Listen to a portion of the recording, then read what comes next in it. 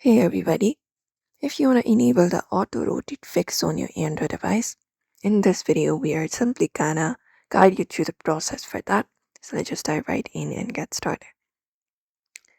So to do so, you can either do through your settings or basically do it through your quick settings. So for that, you can just go over and open it up like this. And once you swipe down twice from the top of your screen, you need to look out for the option for, phone rotate. A phone with arrows or a lock option. Usually, you just need to tap on it. And once you tap on it, if it says portrait, you can tap it to auto rotate and it will change color, usually blue or purple, or sometimes depending upon your device's interface. And if it's already on, what you need to do is you need to wait for 5 seconds and then turn it back off and again turn it back on after some seconds. And that should obviously fix the issue.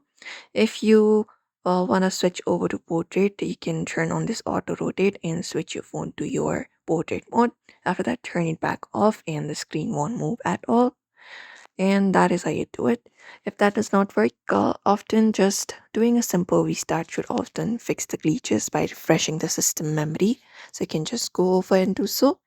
If not that, you can check your display settings as well. Go to your settings for that and go to display, and within display, ensure the auto rotate mode is turned off from here. So if you find that option here, you can just go over and uh, toggle it on and turn it off as well. And that's it.